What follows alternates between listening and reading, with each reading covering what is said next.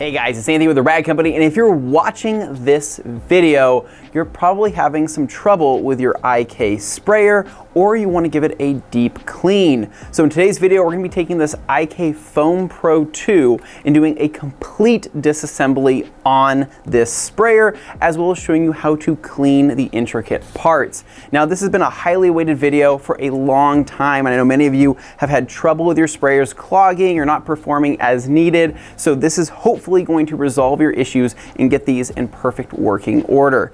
So in front of me here is the IK Foam Pro 2 sprayer. This can't be confused with the multi-sprayer. The multi-sprayer is a completely different internal mechanism, and I will have a video on that down the road in terms of disassembly of that. This is the more complicated of the two sprayers because this is an aerator. Basically, it's atomizing that foam, it's getting that foam to spread out, and there's a lot of moving parts within this that can get clogged or need to be cleaned. So we're going to start off with a couple different tools that you can find just around the house to be able to perform this procedure. So next to me here I have a glass bowl of hot water, and I emphasis on hot. You do need hot water for this because we're going to be soaking some of the gaskets within this hot water.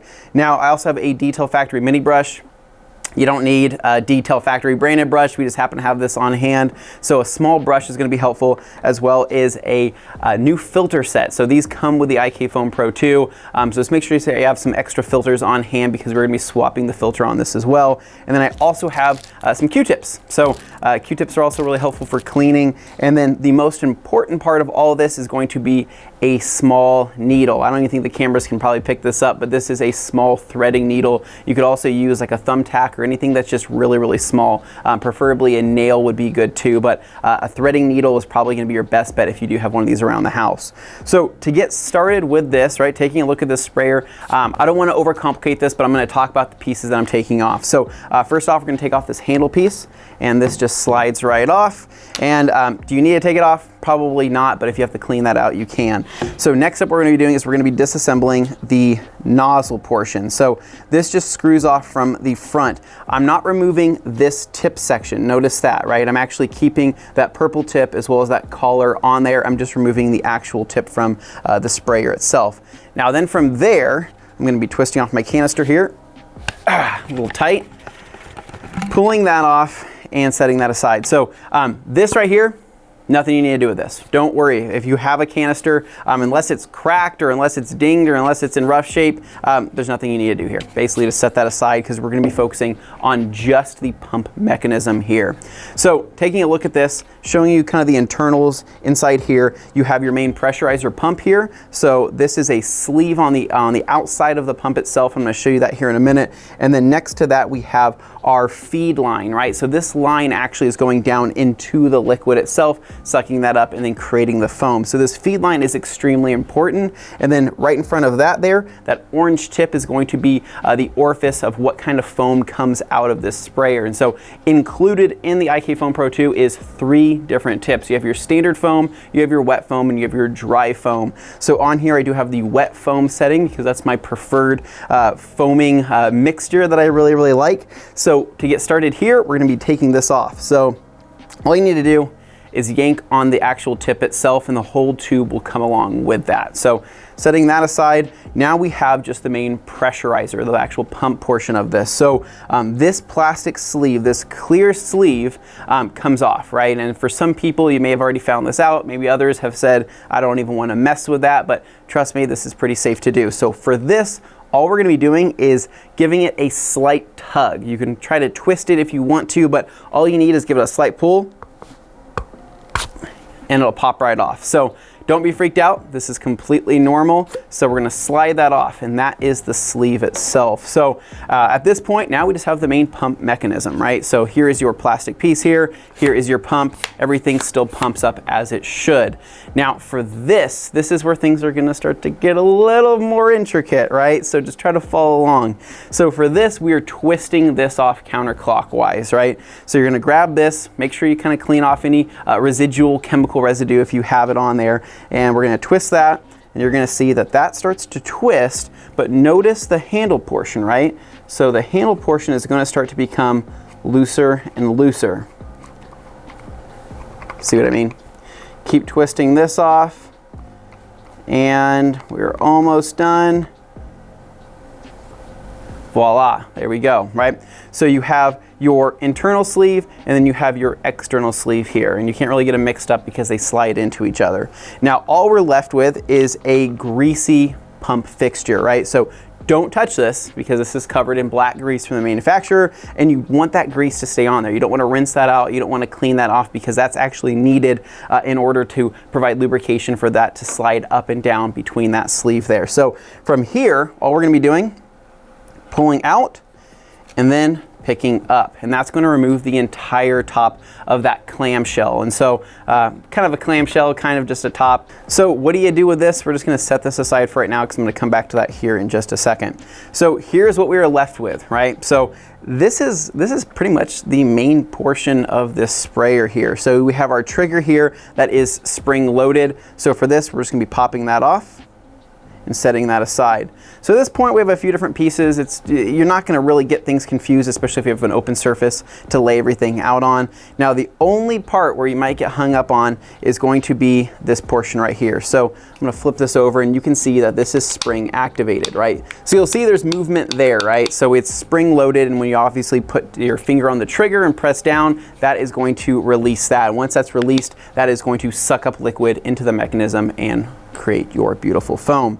So for this, what I like to do is from the back side of the spring here, I'm going to kind of yank that up, and we're left with this, right? So right side up here is going to be with this notch facing upwards here. So that notch is going to be facing upwards. So you can't really get it wrong because if you try to put it in this way, it's just not going to go in right. So kind of keep it like that, right? And so on here, you notice a couple different gaskets. You're going to see 2 seals right here. Leave those alone. Don't touch them. We're not going to try to take those off today. And then we have our spring. So the spring goes in from the thick side facing towards the trigger itself, and I'll show you guys that here in a minute when we get to the reassembly. So all we're left with now is a pretty bare shell, right? So you have your lock on here. That's not coming out, really keeping that exactly where it is. Now, what's kind of cool, right, and what I really think is interesting is inside this little tube here, right, there is actually the feeder hole, and it is small. It is so small. And to think that that is basically one of the main feed areas is pretty crazy. And so now for some people, when you lift off that clamshell, you're gonna see some dried product or some residual product within here. Is that normal? Yes. Think of this as kind of the overflow area, or like a catch can if you're a car guy, right? This is where your overflow from the rest of your liquid, if you've overfilled your sprayer or your sprayer, the foam has been sucked up into here and has settled, it is going to dry as a liquid. So for some people using brake buster, this might be all dried purple, right? And that is okay. That is completely normal. And so if you've ever had product kind of seep out through that bottom seal there between that clamshell, so for example, if I put that back on here and put that back nice and flush, if you ever have product seeping out through here, also normal as well. That just means that you have it so pressurized, or basically you have so much liquid up within that clamshell portion that it is kind of starting to come out, and that's okay. It's not a bad thing. That is completely normal. It doesn't mean that your sprayer is broken. It just means that you have some liquid up in the top of there that is wanting to seep out. But that is a design feature for this sprayer, so keep that in mind. So moving that back again, so let's just say this is covered in gunk, right? You have brake buster that's dried in here, you have express, you have whatever isn't dried inside here, we want to clean that out. So what I like to do is I like to take my little Detail Factory brush here, dip it in the hot water, and then what I'm going to do is I'm going to start to kind of brush those areas out. And once you brush that out, it'll start to really clean up. And we're only using water because chances are whatever chemical you're foaming is already a cleaner, so why would we put more cleaner in there? See what I mean? So going through, keep brushing that out, and then just get all that dried product out from underneath there. Ooh, kind of creating some foam there. Now you can blow that out with compressed air if you would like. Now one thing, like I was talking about before, right, there is a small pinhole here in the bottom of this portion right here where your tip is. So if you flip this over, you'll see your feed line, right? So this feed line is where this plugs into. So just to think that all of that product, right, is actually getting sucked through this small, tiny hole and being forced out through here is crazy, right? But that's why I tell people not to overly concentrate your mixtures, right? If you're foaming something that's really thick, that can get clogged super easily. And so I tell people 10-to-1 dilution on almost all chemicals will be what you want to go with. If you're foaming a car shampoo, 34-to-1, even a 40-to-1 would be the better ratio. So down inside here, this is going to be really hard to see.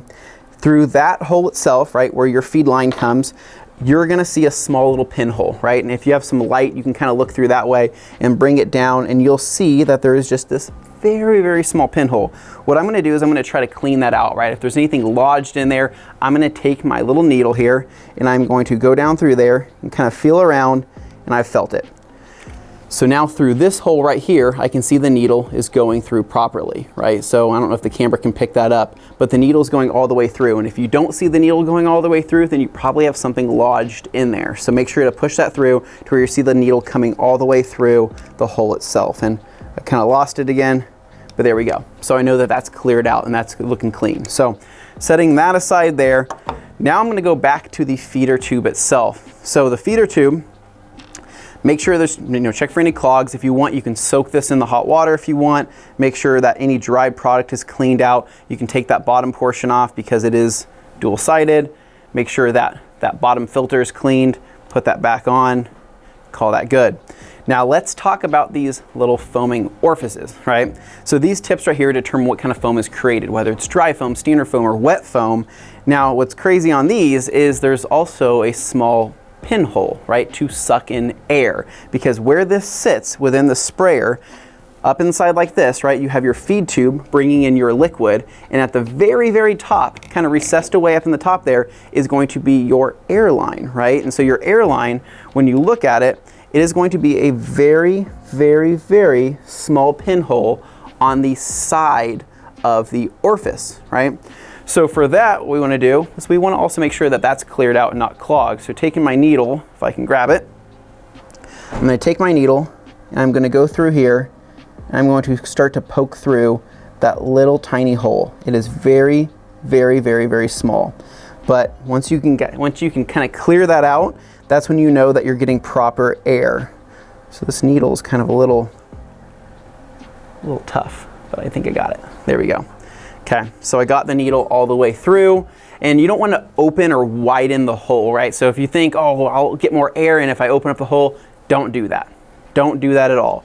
Try to find something small, the size of that hole, and then pin it in. So like I think this pack of threading needles was 99 cents, and I got 10 needles in there. So I have it all the way through there, and you can see that it is all the way through the inside of that tip. So I know that that's cleared out, and that's going to be able to suck in some air. So you can kind of twist it around, wiggle it around, go through a couple times, but that is a nice clear pinhole. So at this point, we can start to start reassembling some things. So what I'm going to do on the main sleeve gasket, I'm going to take this off.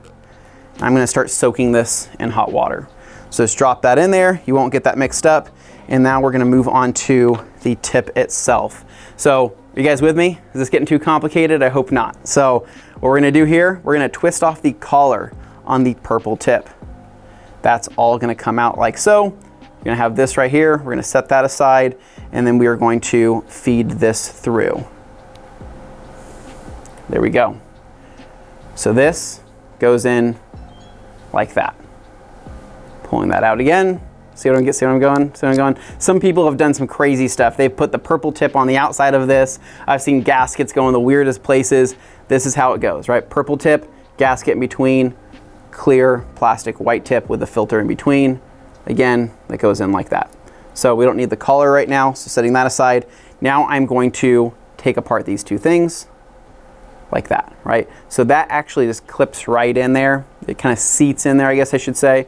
So that's going to come out. And what I'm also going to do, I'm going to take that small little gasket and soak that as well.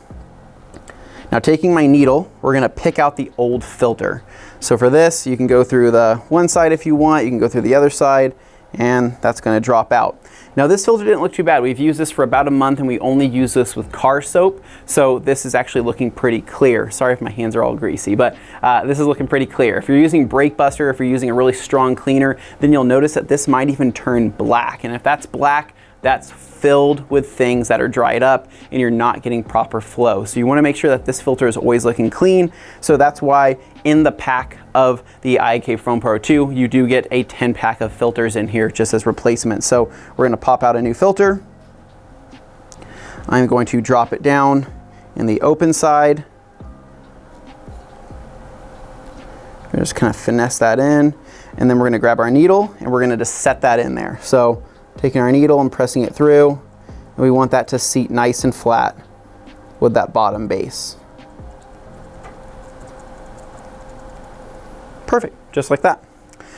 So we got that gasket soaking, so I'm going to set that aside again. I'm setting a lot of things aside. I'm sorry if this is getting a little too complicated. You're like, oh my gosh, Anthony, this seems like a surgery. Well, it kind of is, but just with a foam sprayer. Now this black piece right here, right, this is going to be our tip assembly. Inside here is actually going to be a couple gaskets. I don't recommend picking those things out because they're going to be a pain to put back in. So what I like to do instead, I soak that whole thing in hot water. Just soak the entire thing. So now inside here we have the tip. We have the purple tip gasket, right? Purple tip gasket. And then we have the sleeve gasket, right? So this is one of the main gaskets in there. So we're gonna be soaking all of that. All right, we're clearing out another tube, right, with our needle. So we're taking our fancy handy dandy needle.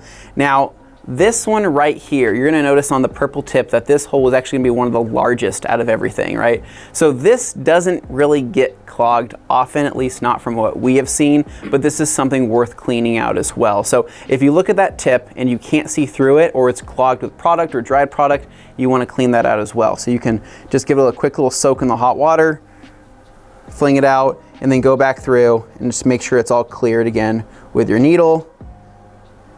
Dislodge anything that's stuck inside there. So mine's looking pretty good, nice and clear. Soak it again in some hot water.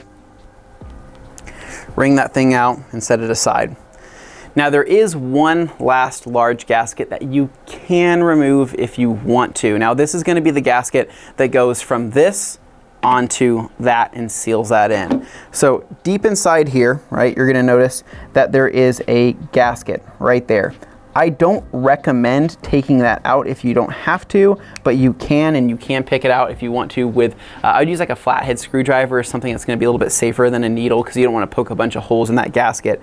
So it's just down inside here, right?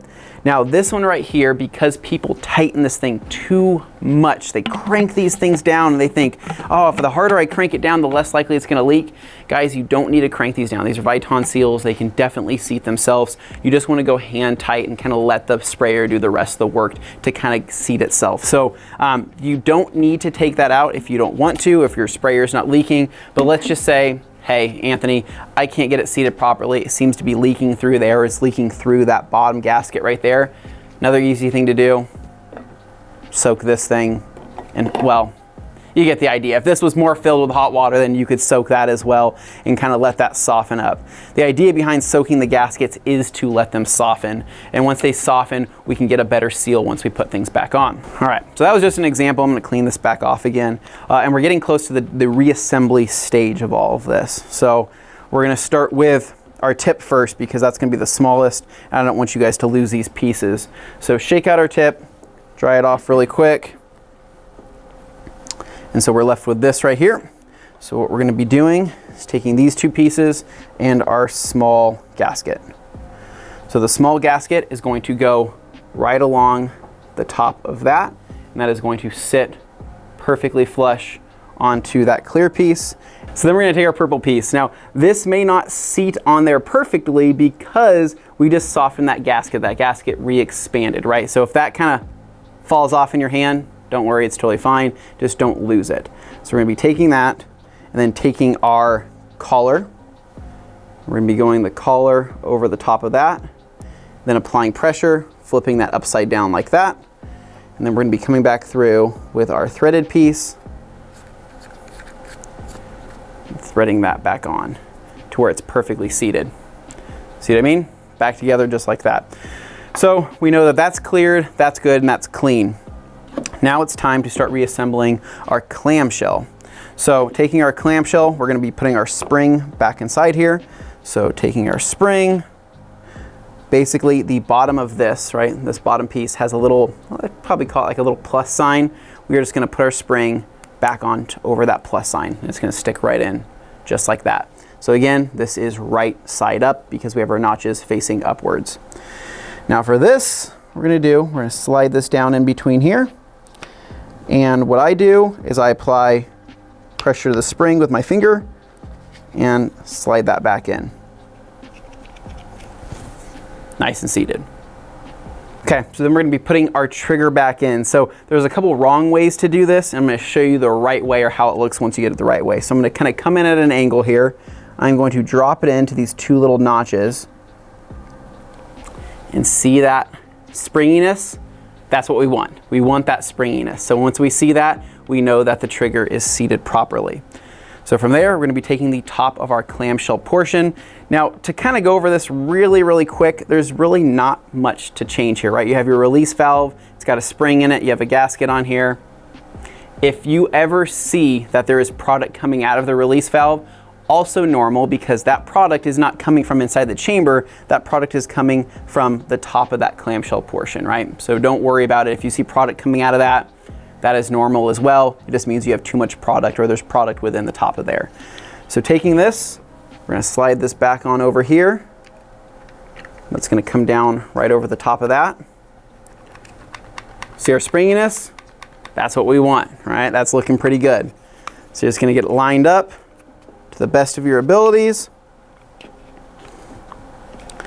And then just kind of set it down. Grabbing our gasket here. This is our twist-in tube, so we're going to take our gasket, go over the top of that. It should be nice and soft. Slide down right over the top of that. So now we can start tightening things down.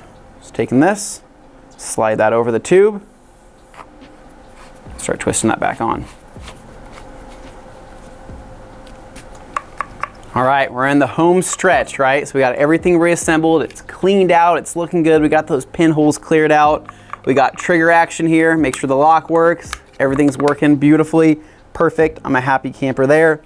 So now what we're gonna do is we're gonna spread some water, right? We're gonna go ahead, take this, that's gonna slide right over the top. You'll find some, it kind of has some friction there, and we're gonna give it a nice little pop. That's in. All right, and then once you've had your orange tip or your green tip or your gray tip cleared out, we're gonna put that back onto the hose itself, flip it over to the bottom, and we're gonna clip that in. Nice and clipped in, looking good. We're gonna take our green tip here at the back, slide that back on. Perfect. And then take this tip right here with our purple on it. That is going to screw right back in. And then what you can do is you can adjust it to try to find where you want your spray pattern. So I kind of like a vertical spray. So I kind of unscrew that collar and retighten it down once I find my vertical area.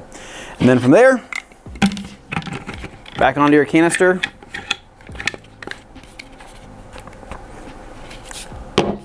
That's that. Check that out, right? So hopefully this helps a lot of people, right? I know a lot of people buy these sprayers. I know a lot of people use them and abuse them.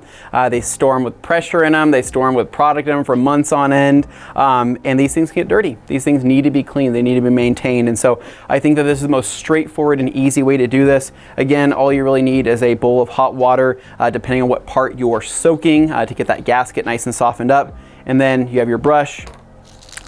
Q-tips if you need them to clean. I used a brush instead, and then extra filters, and then a needle here. Now you've noticed when I was putting everything back together, I wasn't over tightening things, right? I'm not sitting here cranking on anything because you don't need to. I'm going hand tight, maybe a little quarter turn after that, and then I'm saying, good, that's good enough, right? And then we'll check for leaks once we fill everything back up. But that is a run through of the disassembly of the IK Foam Pro 2. If you have any questions, feel free to reach out and let us know. This should help 95% of the people that have ever had an issue with their sprayer, or have a clog, or have the sprayer output to not be correct. Typically it is just a clog, or typically the sprayer is just dirty and needs to be cleaned out. So again, guys, thank you so much for watching. We will have the disassembly of the IK multi-sprayer coming out as well, so make sure to check that out, because that's a little bit simpler, a little bit more straightforward. And hopefully you guys learned something new. As always, we appreciate all you guys watching, and stay tuned for more videos right here at the Rag Company FAQ channel.